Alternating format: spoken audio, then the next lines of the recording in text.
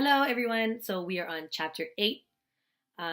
We are going chapter 8 of 1984 by George Orwell. Please hit that like button, share, subscribe, comment.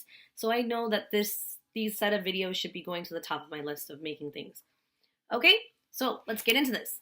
We're going to talk about those points right there. If you ever get lost during the video, refer back to those points. Okay, so the first thing we're going to talk about is the fact that Winston is actively rebelling at this point.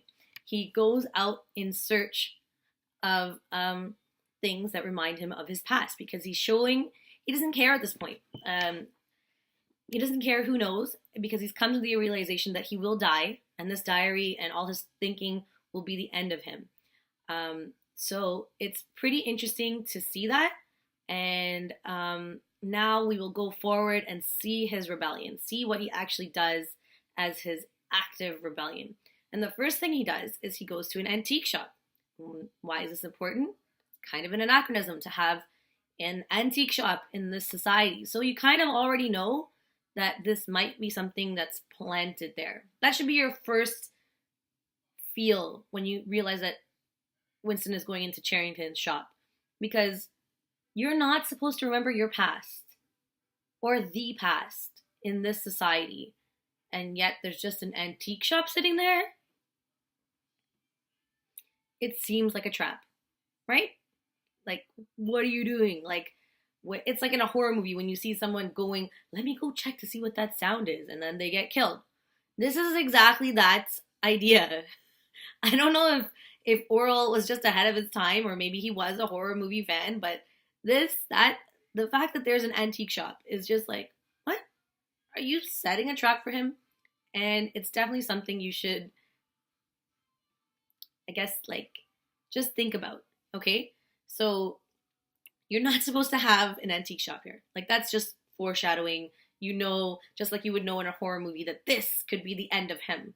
It may not be an immediate end like in a slasher flick, but it will be the end of him. The fact that he's actively searching and looking for his history foreshadows his death, or foreshadows his end, his demise, whatever you're going to call it.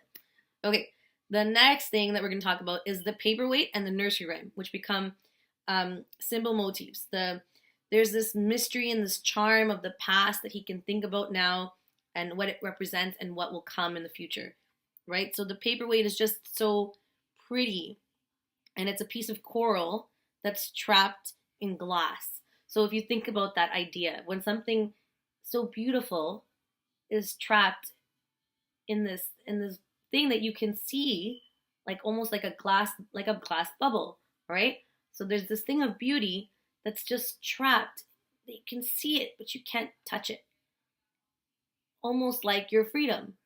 And in this case, he associates this with Julia, that she is the coral trapped in the glass, and the beauty of it that's just out of his reach. So that's what he begins to associate the paperweight with, and all the obstacles that surround him getting to Julia. Okay, the nursery rhyme ties the main characters together throughout the novel, as well as the feelings that Winston is searching for. So that's something to think about when you're reading the nursery rhyme. How does it tie everyone together? And that's probably your thought for this video. Think about that, make those connections, and comment if you can. Comment below, just scroll to the bottom.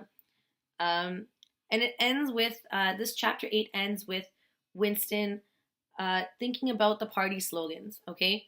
So party slogans being things like the place, and then also the place where there is no darkness. That dream that he had in the very beginning, like where O'Brien says to him, I'll see you in the place where there is no darkness.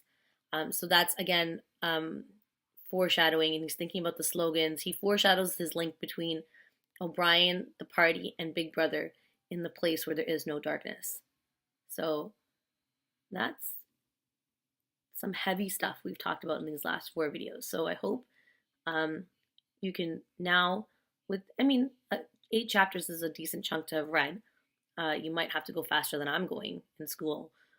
But think about how you can see what you're seeing in 1984 in the real world and in today's society. It doesn't have to be, I'm not an anti-American person, I'm not anti-government, I'm not any of that. I just want people to wake up or be woke, as we like to say, and think about what their government, it doesn't matter if you're American, Canadian, whatever. If you're European, there are many European governments that are doing similar. The UK government has done similar in the past, and I mean, this is based on where current day London is. So I hope you start thinking, and if you know anyone that might benefit from reading 1984 and understanding 1984, or maybe they say it's too over my head, I don't get it, I don't like politics, share these videos. Maybe it'll help them. Maybe you can expand your friends' circles or their ways of thinking. But hit like, share, subscribe. I'll see you on the next set of videos. And isn't this so cool? I have nail polish that changes color with heat. I'm just like so impressed by this right now. I don't know, I'm a little distracted. I'm tired. Kind of matches my hair. Matches the $10 bill in Canada. But anyways, take care. Hit like, share, subscribe. Bye.